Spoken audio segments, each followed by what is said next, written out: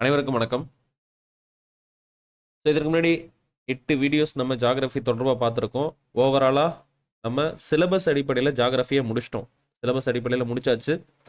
So 10ஆம் வகுப்பில் தான் மேஜரான ஏரியா கவர் ஆகுது அப்படிங்கிறத ஆல்ரெடி சொல்லியிருப்போம்.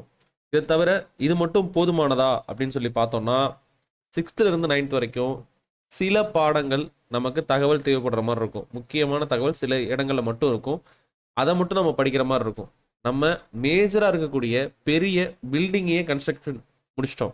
இப்போது எக்ஸ்ட்ரா ஃபிட்டிங்காக இருக்கக்கூடிய இந்த மின்சார ஒர்க்கு, அப்புறம் வந்து பார்த்தோன்னா வந்து ஜன்னல் வைக்கிறது, இந்த மாதிரி சில விஷயங்கள்லாம் நம்ம பண்ணுறதுக்கு அவ்வளோ கஷ்டப்பட தேவை இருக்காது. ஏன்னா நம்ம கான்செப்சுவலாக படிச்சிருக்கோம். ஸோ 6th-லேருந்து 9th வரைக்கும் சில பாடங்கள் மட்டும் படிக்கணும். அது என்னென்ன பாடங்கள் அப்படிங்கிறத நான் டெலிகிராமில் சொல்கிறேன். அதை மட்டும் பார்த்துக்கோங்க. அடுத்ததா இது இது கஷ்டமாக இருக்கா? அடுத்து வந்து இது வந்து நம்ம வந்து ரொம்ப ஃபாஸ்ட்டாக போகிறோமா? இந்த மாதிரி கேள்விகளுக்கான பதில் இப்போ சொல்ல போகிறது. வந்து கஷ்டமாக இருக்கா அப்படின்னா, ஃபஸ்ட்டு இந்த எக்ஸாமுக்கு இப்போ லாஸ்ட் வீக் பார்த்துருப்பீங்க. ஓவராலாக ஒரு 20 லட்சத்தி சொச்சம் பேர், ஓகேங்களா, ஒரு 20 லட்சம் சொச்சம் பேர் வந்து அப்ளை பண்ணியிருக்காங்க. ஸோ அதில் வந்து பார்த்தீங்கன்னா நல்லா ரொம்ப வருஷமாக படிக்கிறவங்க நிறைய பேர் இருப்பாங்க. ஸோ ரீசெண்டாக படிக்க ஆரம்பித்தவங்க, 6 மாதம் முன்னாடி ஆரம்பித்தவங்க, இந்த மாதிரி வந்து பல பேர் இருப்பாங்க. ஸோ ஓரளவுக்கு டெய்லி எஃபோர்ட் போட்டு படிக்கிறவங்கன்னு பார்த்தீங்கன்னா மினிமமாக இப்போ இருக்க சுச்சுவேஷன் முன்ன மாதிரிலாம் கிடையாது. முன்னெல்லாம் ஓரளவுக்கு கம்மியாக இருந்தாங்க. இப்போலாம் ரொம்ப அதிகமாகிட்டு இருக்காங்க. ஒரு 2 லட்சம் பேர் வச்சுப்போம். ஏன்னா ஓரளவுக்கு நல்லா படிக்கிறவங்க, டெய்லி ஓரளவுக்கு டைம் கொடுத்து படிக்கிறவங்க 2 லட்சம் பேர் வச்சுப்போம். அடுத்ததா நமக்கு இருக்க போஸ்டிங். ஸோ நமக்கு இருக்க போஸ்டிங் பார்த்தீங்கன்னா ஒரு 6000 சொச்சம், ஓகேங்களா. அதுக்குள்ளாரையும் நிறைய கேட்டகரி வேறு இருக்குது. வந்து ஃபாரஸ்ட் உள்ள வருது, டைப்பிஸ்ட்டு, ஸ்டெனோ டைப்பிஸ்ட்டு, இது முடிஞ்சு ஜேஏ இருக்குது, விஏஓ ஒரு 108 வேகன்சி இருக்குது, ஓகேங்களா. ஸோ அப்போது இந்த 2 லட்சம் பேர் ஒரு 6000 சம்திங் போஸ்டிங்கு. அப்போது அந்த 6000 சொச்சம் போஸ்டிங்குள்ளார ஒரு விஏஓ வேணும் அப்படின்னா 108 போகுது. அப்போ அந்த 2 லட்சம் பேரில் மினிமமாக பார்த்தோன்னா ஒரு விஏஓ வேணும்னு படிக்கிறவங்களே கிட்டத்தட்ட ஒரு 50,000 60,000 பேர் படிப்பாங்க. ஸோ எனக்கு வந்து அந்தளவுக்கு வேணுன்ற அளவுக்கு எஃபர்ட் போடுறவங்க. அப்போ இதையும் மீறி நமக்கு வேணும் அப்படின்னா நம்ம கஷ்டப்பட்டு தானே ஆகணும். அதுதானே லாஜிக்கு. கஷ்டப்பட்டால் தானே கிடைக்கும். ஈஸியாக கிடைச்சிருமா? நெக்ஸ்ட்டு. ஸோ அடுத்து வந்து ஃபாஸ்ட்டாக இருக்கா அப்படின்றது. Is it fast? நம்ம இவ்வளோ நாள் வந்துட்டோம். இவ்வளோ நாள் வந்து சில பேர் வந்து படிச்சுட்டு வந்திருப்பாங்க, சில பேர் வந்து இப்போ ஆரம்பிச்சிருப்பாங்க, இந்த மாதிரி நிறைய பேர் இருந்திருப்பாங்க. ஸோ இப்போ இப்படிப்பட்ட ஒரு 90 நாள் நம்ம இதுக்குள்ளார இதை படிக்கிறோம் அப்படின்னா கண்டிப்பாக ஃபாஸ்ட்டுன்றது தேவைப்படத்தான் செய்யும். அப்போ நம்மளுடைய மனநிலையை அதுக்கேற்ற மாதிரி கொஞ்சம் ஓரளவுக்கு அதை பூஸ்ட் பண்ணிக்கணும். கொஞ்சம் சோர்வடைய செய்யும்.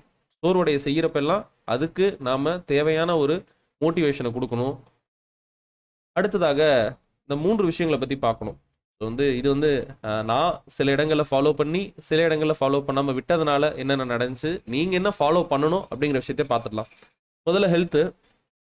ஸோ வந்து முதல்ல வந்து நம்ம வந்து நம்மளுடைய உடம்புக்கு ரொம்ப முக்கியத்துவம் கொடுக்கணும். நம்மளுடைய உடல்நிலைக்கு முக்கியத்துவம் கொடுக்கணும்.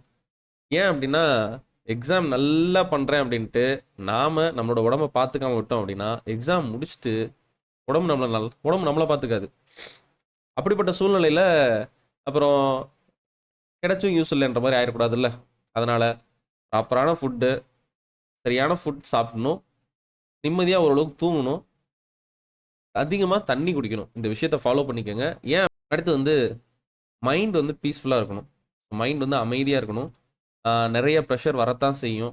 அந்த ப்ரெஷர் எல்லாம் வருது அப்படின்னா அதை சால்வ் பண்ணுறதுக்குலாம் என்ன பண்ணணும்னா நமக்கு உடம்புக்கு சரியான ஒரு ஒர்க்கை கொடுக்குறப்போ மனநிலை அப்படிங்கிறது நார்மல் ஆகிடும். ஸோ அப்போ அதுக்கு தான் வந்து வாக்கிங் போகிறதா இருக்கட்டும், இல்லை ரன்னிங் போகிறதா இருக்கட்டும்.